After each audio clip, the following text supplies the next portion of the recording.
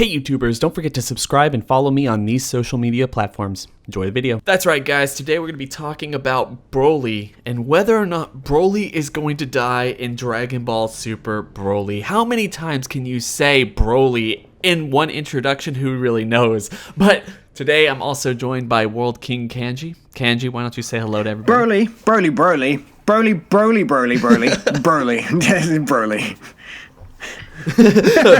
Anyway, guys. Hey guys.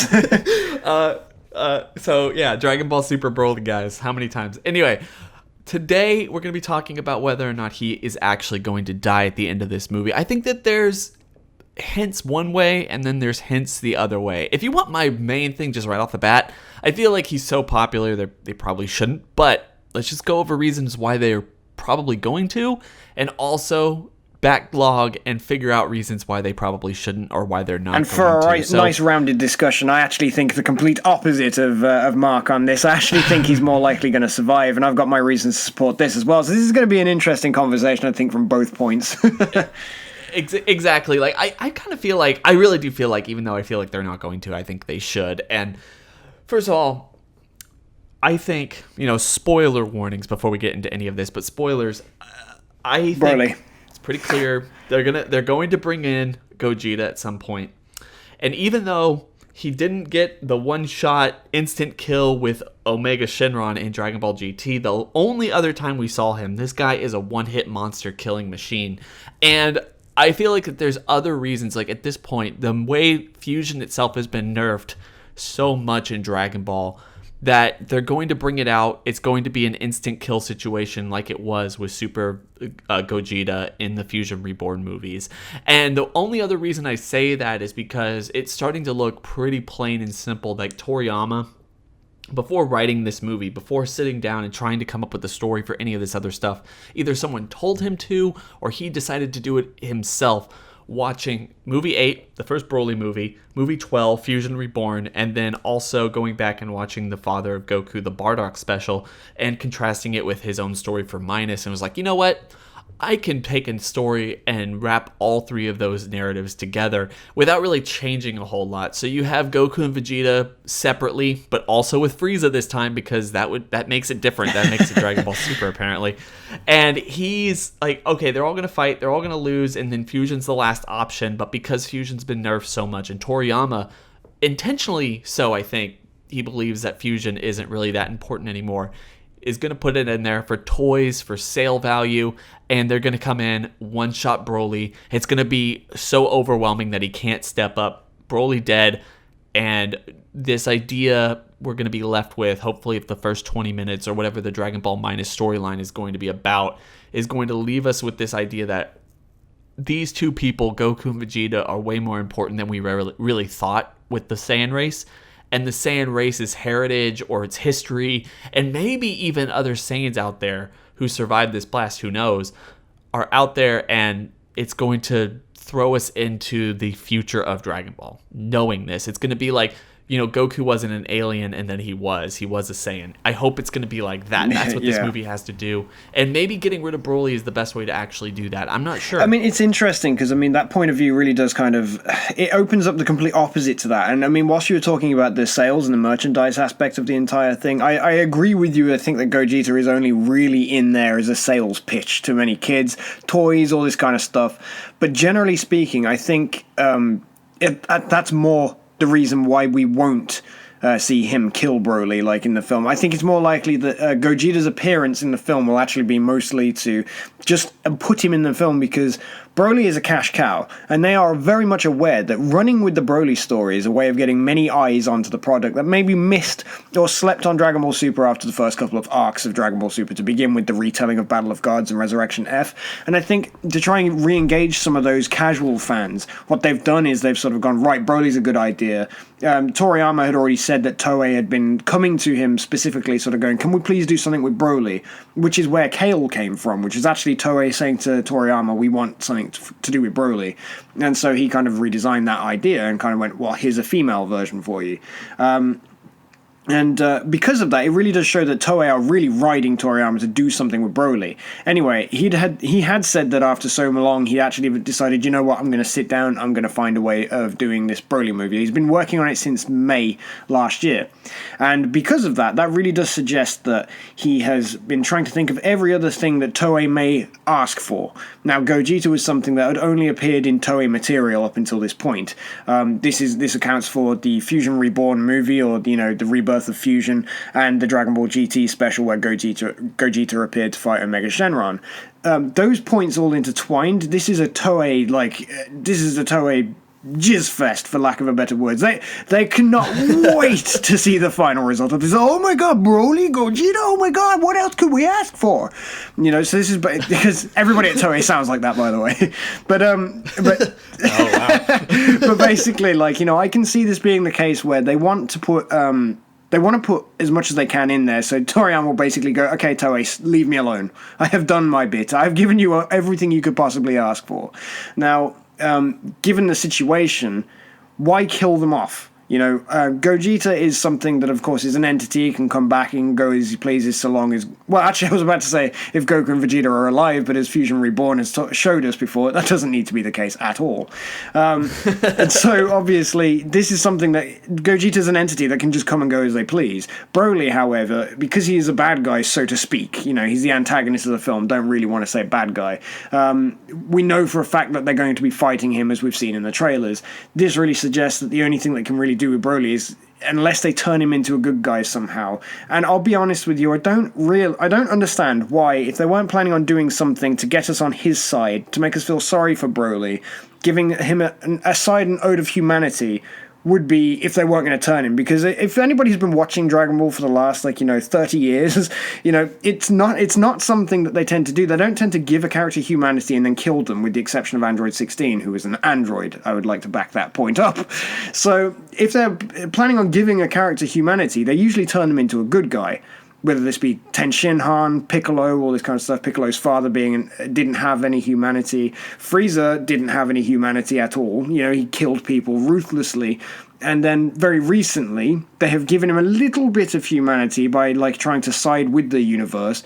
And so in many ways, I don't know if they're going to kill him straight away, or if they're going to kill him at all. I think Frieza might have a slow turn in this, but I'm getting a little bit off point.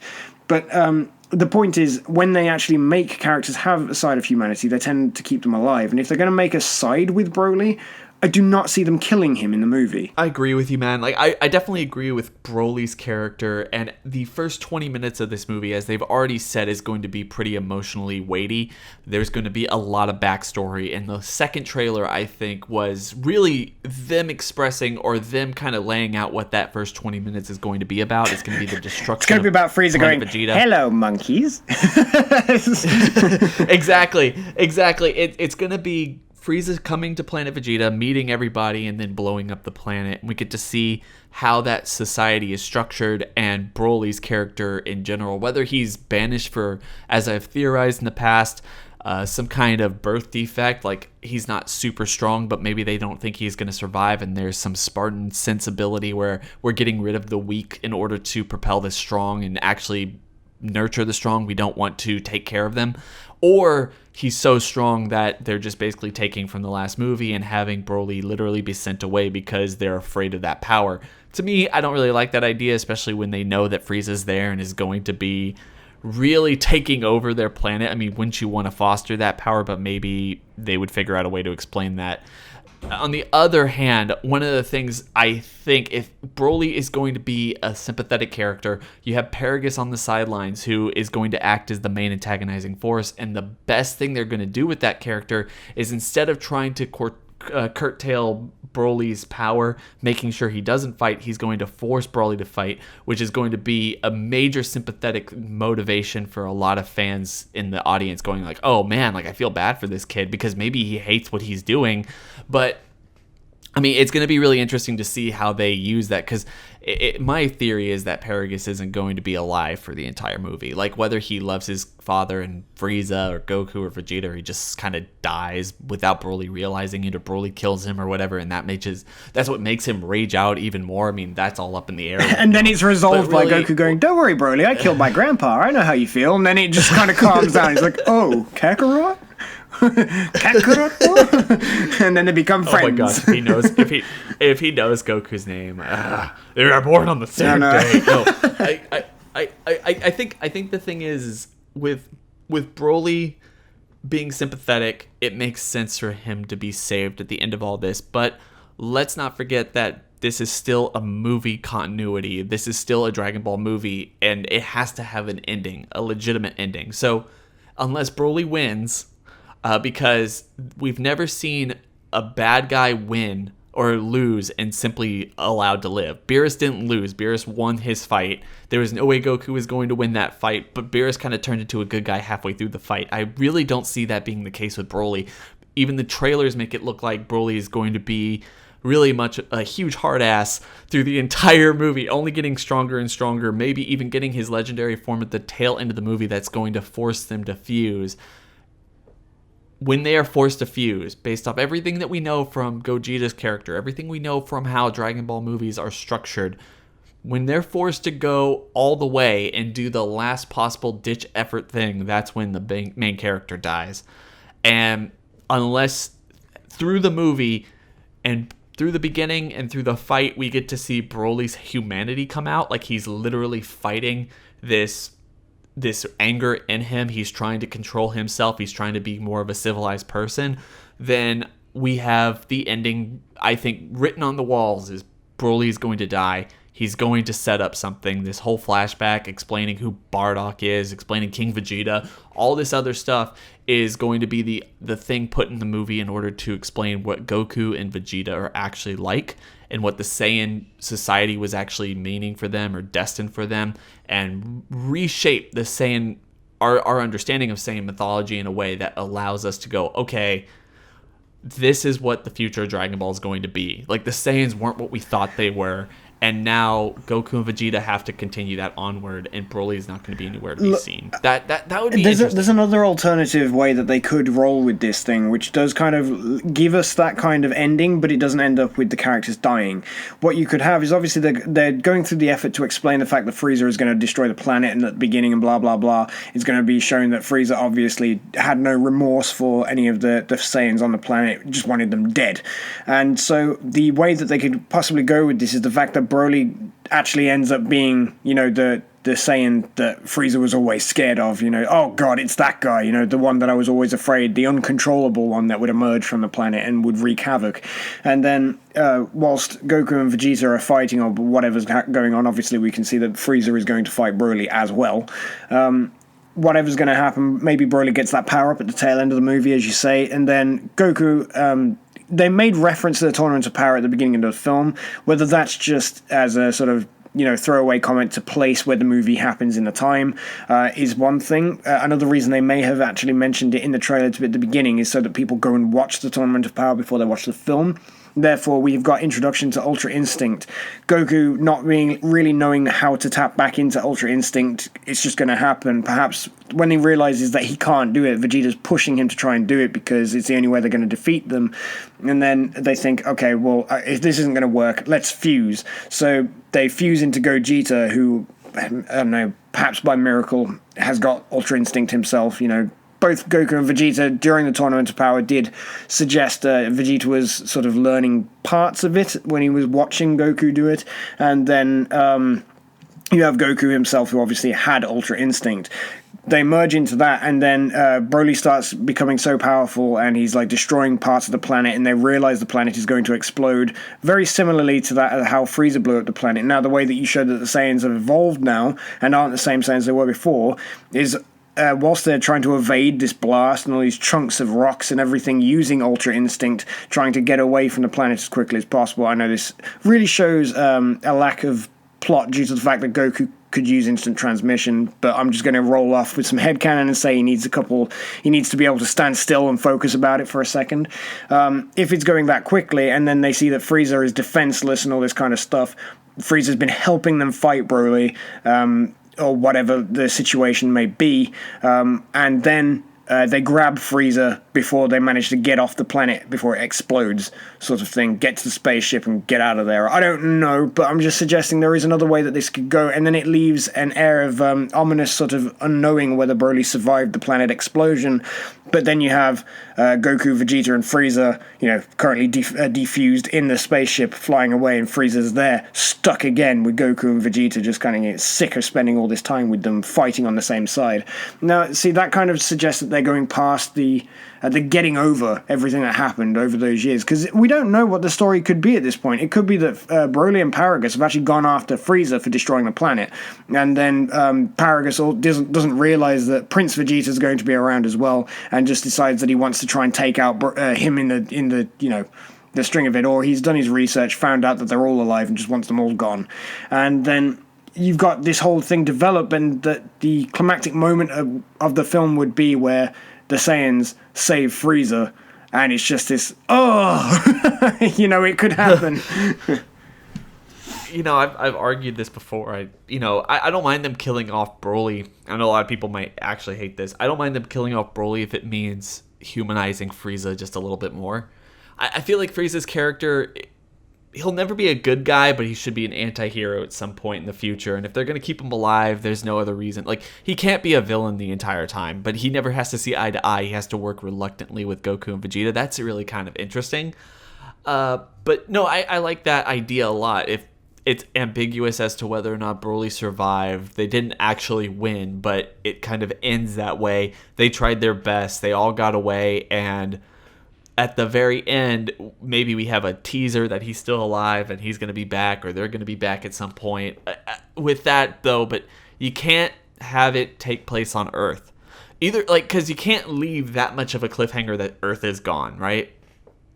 But that's problematic, because the first trailer showed us the Dragon Ball in the winter tundra that they've been fighting in, and it looks like they're on Earth. So where are they, and how is the Dragon Balls going to be playing into this? What does Paragus want? What does Frieza want? Is it the same thing? Are they working together? Because it seems like they're working together. But we're assuming that Frieza and his men are manipulating Paragus and Broly, but I think it might be the other way around. Oh, of course. I actually think it... Yeah. Of course, of course it could be, and it could also be, as I've suggested before, it could be Paragus unaware that Frieza's the one who blew up the planet, because Broly was sent off before the destruction of Planet Vegeta. He obviously follows the planet blows up, and he believes that it was Beerus, or he believes that it's the meteorite that we were talking about ever since Dragon Ball Z. Yeah, or even King Vegeta. I mean, that would be weird, but... We've heard a lot of stories about where, own emperors tear down their own empires and stuff because they're afraid that somebody beneath them is going to come and conquer them, which is exactly the same as what Frieza did, just from a much wider perspective. So it's not impossible to believe, or even to convince Paragus, that King Vegeta would have destroyed his own thing, considering the fact that we're seeing him admire Prince Vegeta in the tank at the beginning, and then for him to possibly end up sort of going, but hang on, somebody else has had a child born with a more... exceptional power level. He's like, what? This is Prince Vegeta. So it's not impossible to believe, I don't think.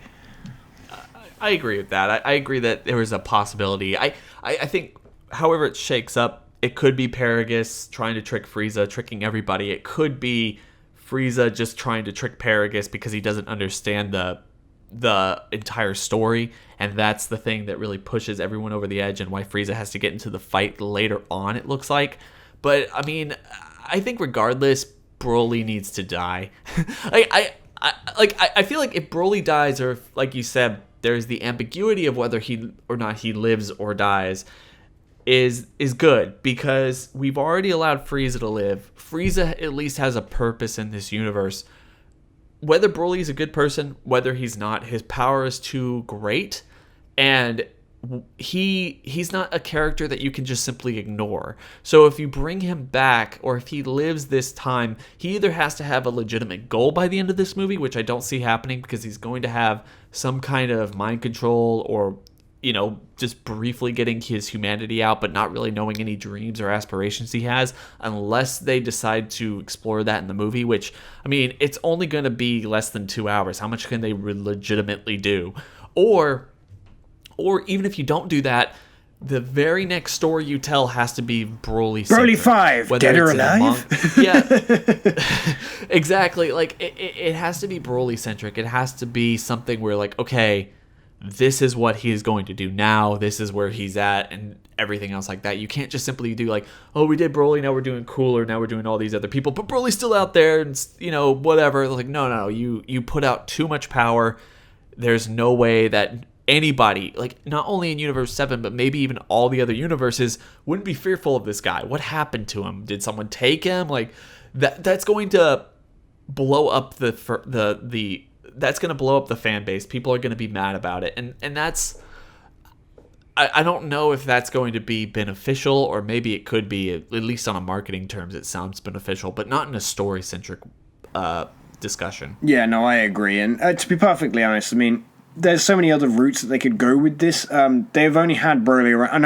I know we've had 3 movies, and 3 movies is a lot, and we're getting the 4th, but 3 movies isn't that long to develop a character, especially when you just keep bringing him back and rehashing the same storyline over and over again. So this is an opportunity for them to do something else with it, and I think that hopefully that is what they plan on doing. With the fact that Toei Animation keep coming back to Toriyama going, please do something else with Broly, I really think that suggests that Toriyama would go, fine, okay, but I'm not killing him after this. Then he's yours, and you can never ask me for him again. Yeah, right. Like, oh, well, that will happen or it won't happen. Anyway, guys, what are your thoughts on this? Do you think that Broly is going to die at the end of the movie because of Gogeta, because of the way Dragon Ball Super movies are usually structured? Or do you think he's going to survive because Broly's going to be much more of a sympathetic character than he was in his original debut films, and he is too much of a story potential or marketing potential for them to just simply sweep under the rug? Of course, at the same time, if they don't sweep him under the rug and they don't kill him off, then the next story has to be revolving around him. Do you agree or do you disagree? Hope everyone is having a fantastic day. Don't forget to go down to the description section below, hit that link, and go subscribe to Kanji while you're here. Also, like, comment, and subscribe onto this channel. Hit that bell over by the subscriber button to notify you every single time I upload. Bye! It's been real.